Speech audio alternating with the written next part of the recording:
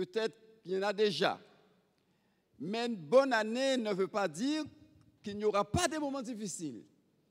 Mais une bonne année, c'est de traverser ces moments difficiles en étant victorieux. Alléluia. C'est ce que je vous souhaite. Quand la maladie viendra, quand nous soyons guéris de nos maladies, quand les montagnes vont s'élever devant nous, quand nous puissions les surmonter, quand les barrières se dressent devant nous, que ces barrières soient brisées et que nous avancions contre vents et marées. Alléluia. C'est ce que je vous souhaite, que nous souhaitons pour cette année 2019. Maintenant, je vais demander aux frères, à celui qui est à la technique, celui ou celle, de nous projeter toujours le chapitre 15 de Jean et le verset 7. Merci mon frère ou ma soeur, mon frère, ma soeur. Amen. Si vous demeurez en moi et que mes paroles demeurent en vous, demandez ce que vous voudrez et cela vous sera accordé. Bien-aimés, ici rassemblés, donnons de l'importance à cette parole. Pourquoi? Parce qu'elle vient de la bouche de notre Seigneur Jésus-Christ lui-même.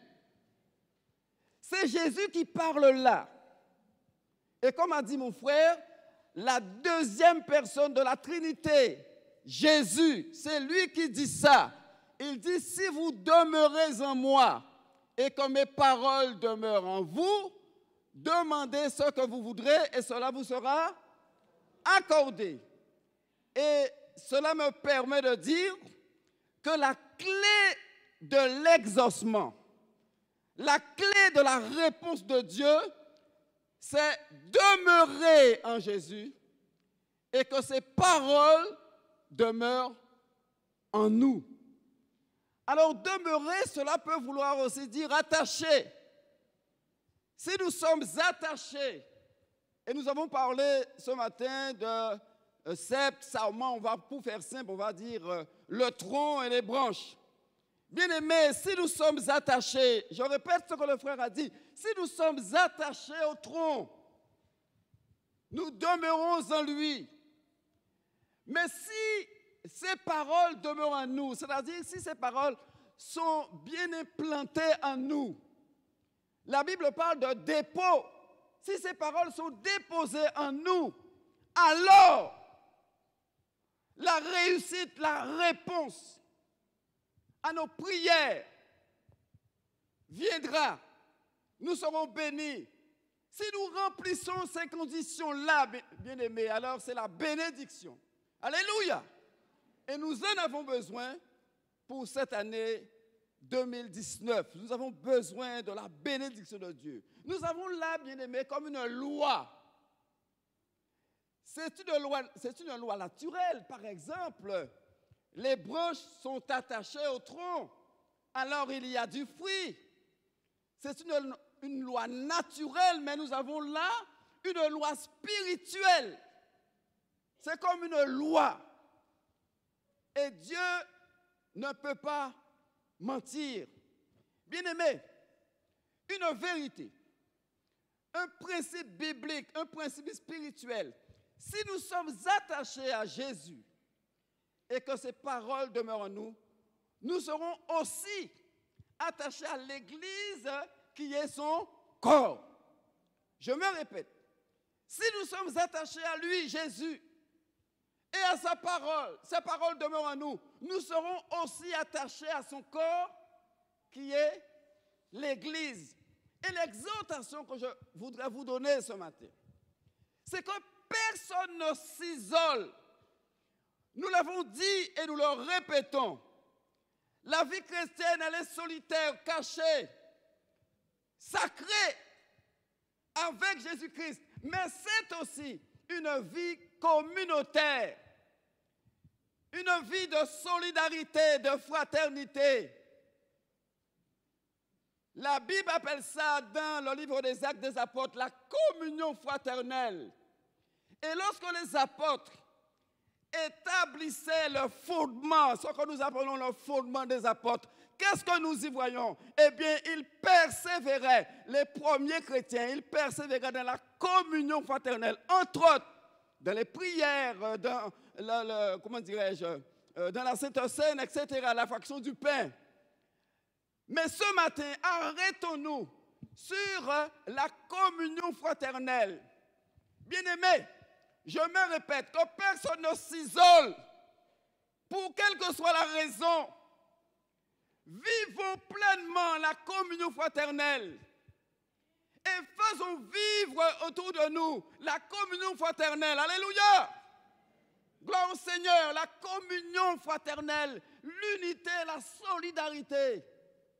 Bien-aimés, en 2018, nous avons vécu des choses extraordinaires. Nous avons vécu des moments d'intenses émotions. En 2018, bien-aimés, nous avons vu nos enfants évoluer. Nous avons vu tes talents se manifester. Nous avons eu, mon frère, nous avons eu le cours biblique. Que ce fut un bon moment, le concours biblique. Nous avons eu en fin d'année des agapes. Quel bon moment, quel moment de joie. Les agapes. Et pas te dire qui boit manger. C'est vrai, tenir bon boire, bon manger, parce que en tant qu'antillais, nous sommes Guadeloupéens, toujours dit bon boire, bon manger. Mais pas te dire qui ça. Tenir partage. Moi-même, bien-aimé, j'étais sur une petite table avec mes collègues. Et puis à un moment donné, j'ai fait le tour, parce que tout le monde parlait avec mon bien-aimé. Et là, tu dis, tiens, mais tu croyais que telle soeur ou telle frère était timide, mais là, on va pas si timide que ça. Alléluia! Gloire au Seigneur, bien-aimé, on a partagé, on s'est réjouis ensemble. C'est vrai que nous avons pleuré ensemble parce que nous avons eu des deuils. Nous pleurer. Mais l'heure où la bien-aimée endeuillée, nous les avons accompagnés dans les veillées. Nous voyons un enterrement. Nous voyons force là. Bien-aimés. Et puis, nous avons eu aussi nos réunions. Le mardi soir, ce fut extraordinaire. Nous avons eu des grands moments de prière le mardi soir. Je ne parle même pas du culte du dimanche matin. Nous avons eu des moments de jeûne et de prière très forts.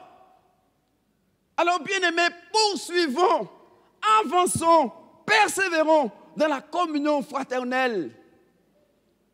Alors, il y a un homme dans la Bible qui nous a précédés. Et cet homme a découvert les vertus de la communion fraternelle. Il a découvert la beauté, j'allais dire la bonté, oui, la beauté et la beauté de la communion fraternelle. Et il écrira dans le psaume 133, voilà ce qu'il va dire. Tu peux me le projeter, mon frère, ma soeur. Voilà ce qu'il va dire au psaume 133. Il dira ceci, et vous aurez compris de qui il s'agit. Il dit, Cantique des degrés de David. C'est comme s'il découvrait quelque chose. J'essaie de me mettre dans la peau de David. Il vient de vivre quelque chose et il dit, ouais, faut ça bon. C'est ça qu'il est en train de dire là. Je ne sais pas où il était, d'où il revenait, mais c'est comme s'il découvrait, il dit, oh, voici, oh, qu'il est agréable. Vous avez un créole, nous avons dit, faut ça bon, hein? Et en bon français, oh, qu'il est agréable, qu'il est doux pour des frères et des sœurs. Vous êtes d'accord avec moi, mes sœurs? Vous êtes d'accord avec moi? De demeurer ensemble. Pas ni pour les gens qui ont bougonné, pas ni pour les gens qui sont à Kazayo. On joue pour il doit être là, mais il n'est pas là parce qu'il n'est pas content. Non, tout le monde là. Alléluia. Continue, mon frère. C'est comme l'huile précieuse qui, répandue sous la tête, descend sous la barbe d'Aaron, qui descend sur le bord de ses vêtements. C'est comme la rosée de l'Hermon qui descend sur les montagnes de Sion. Car, c'est quoi car? C'est là que l'Éternel envoie la bénédiction, la vie pour l'éternité. Et la version Thompson nous dit, c'est là que l'Éternel donne. La version Thompson. C'est là que l'Éternel donne. Et nous avons lu tout à l'heure. Si vous demeurez en moi et comme mes paroles demeurent en vous, demandez ce que vous voulez et cela vous sera accordé ou donné. Bien-aimés, la communion fraternelle, on ne comprend pas tout. Mais lorsque nous sommes ensemble, il se passe tellement de choses dans l'invisible. Mais Jésus le savait, il le sait. C'est pourquoi il dit quand 2 ou 3 sont assemblés en mon nom, il se passe des choses. Alors, bien-aimés, en 2019, resserrons les liens. Alléluia. Aimons-nous, pardonnons-nous, vivons cette communion fraternelle et que cette communion ne se vit pas uniquement à l'église, mais au-delà. Alléluia. Autant que le Seigneur nous conduise et nous inspire. Que le Seigneur vous bénisse tous. Amen.